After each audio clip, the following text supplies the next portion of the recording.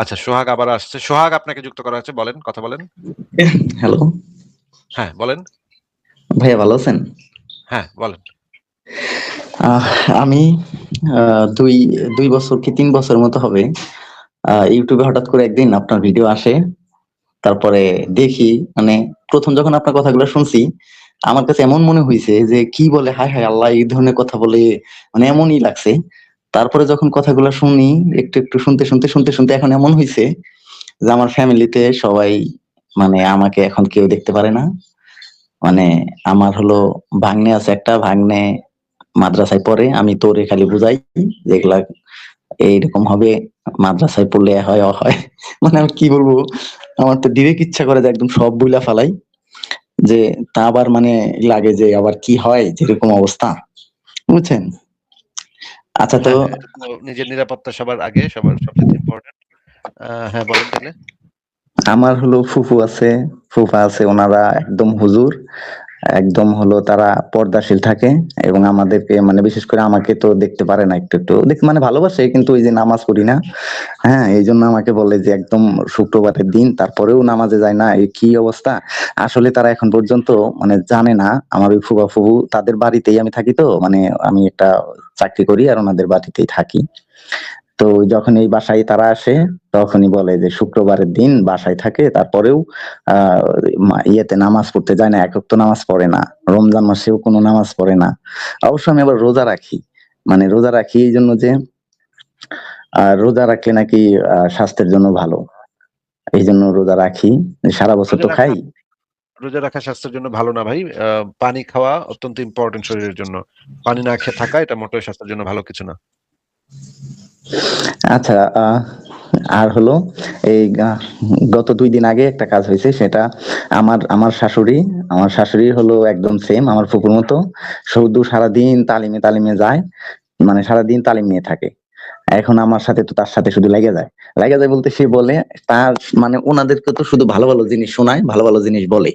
এখন আমি তো বলি যে আপনি যেটা বলতেছেন, কখনো কি এগুলা শুনছেন যে এগুলাও কিন্তু হাদিসে আছে? তখন কয়, হেই কি বলো তুমি, এটা জীবনেও নাই, মানে একদম বিশ্বাস করে না, কয় হাদিসে কোরআনে এই ধরনের কথা কোথাও নাই। এখন আমি তো 2-3 বছর হলো আপনাদেরকে শুনতে শুনতে আমি মানে অনেক পয়েন্ট আমার মুখস্থ হয়েছে যে এরকম এরকম আছে, এরকম এরকম শুনছিলাম, হ্যাঁ। তারপরে আমি হয়েছে দাসীদের ব্যাপারটা বলছি, যায় আম্মা এরকম তো ওই যে দাসীদের সাথে এরকম করা, মেলামেশা করা, এটা জায়েজ আছে, ইসলামে একদম বইলাই দিছে, আছে কোরআনেও আছে, হাদিসে আছে। কয় হ্যাঁ, এটা তাই কোনোদিন সম্ভব, এটা এটা কোনোদিনই বলা নাই, তুমি এমনি একটা কথা বলো। আমি বলি যে আচ্ছা আম্মা, আমি যদি দেখাইতে পারি তাহলে আপনি বিশ্বাস করবেন?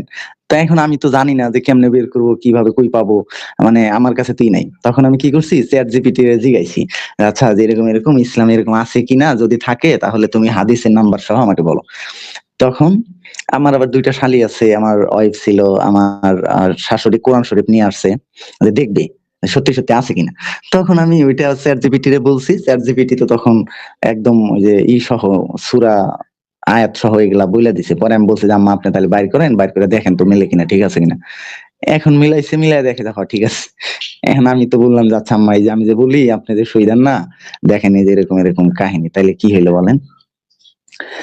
তো আচ্ছা, পরে আপনি কি বলতেছে, সংশয়.com এর কোনো লেখা পড়েন নাই? না আমি তো জানি না ওইটা, মানে আমি শুধু শুনি যে এখানে আছে।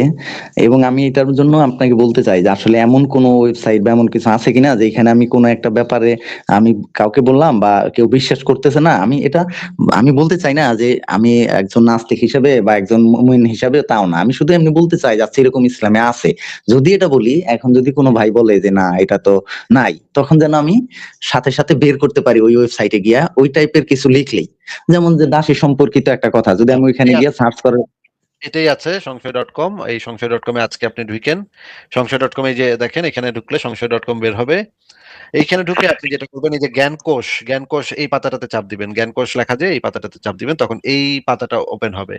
এই পাতা ওপেন হইলে এই যে এখানে আপনি যে কোনো কিছু লিখলে, মনে করেন যদি আপনি লেখেন বাংলায় লিখবেন দাসী, তারপরে আপনি দেখবেন যে এখানে অনেকগুলা লেখা আসবে। এই যে ইসলামের দাসী বাজার এবং নারীর শরীরের উন্মুক্ত নিলাম, ইসলামে দাসীদের সাথে সম্মতিহীন আজল ও তার কারণ বিশ্লেষণ, ইসলাম অনুসারে কৃতদাসীর সতর বা পর্দা নাভি থেকে হাঁটু পর্যন্ত, খলিফা মুয়াবিয়ার দরবারে নগ্ন দাসী নিয়ে আসা হতো সম্ভোগের জন্য, ওমর রাস্তায় দাসীদের পেটাতেন এবং ঘরেও নগ্ন দাসী রাখতেন, জন্মসূত্রে দাসী হওয়া, বিবাহিত দাসীর বিবাহ বাতিল করে ভোগ করার ভয়াবহ ইসলামী আইন। আচ্ছা, পরে ইসলামের দাসী দর্শন। পরে আমার শাশুড়ি বলতেছে এখানে যে দেখবেন আপনি সব এটা তো কিছু একসাথে দাসী, পাবেন। সেটা বলছে ইসলামে হাদিস কোরআনে আছে, এই জন্য।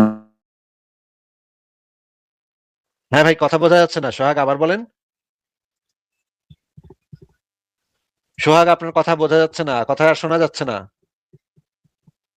না, আপনার লাইন গেছে ভাই, আপনার কথা শোনা যাচ্ছে না। আপনারা যারা এই সংশয়.com এখনো ঢুকেন নাই, তারা একটু ঢুকবেন। ঢুকেই যে এখানে এটা কিছু লিখে সার্চ করবেন, অনেকগুলো লেখা আসবে। তখন আপনারা যদি সবগুলো দেখতে চান তাহলে এখানে যাবেন।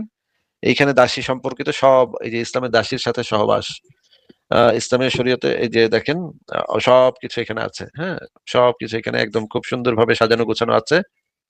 এই জ্ঞানকোষ পাতাটাতে একদম সহজ ভাবে আপনারা সবকিছু খুঁজে বের করতে পারবেন। যেমন ধরেন এখানে আসলেও মনে করেন এই যে দাস প্রথা সম্পর্কিত, এখানে চাপ দিলেন, এখানে সব কিন্তু একদম লিস্ট করা আছে।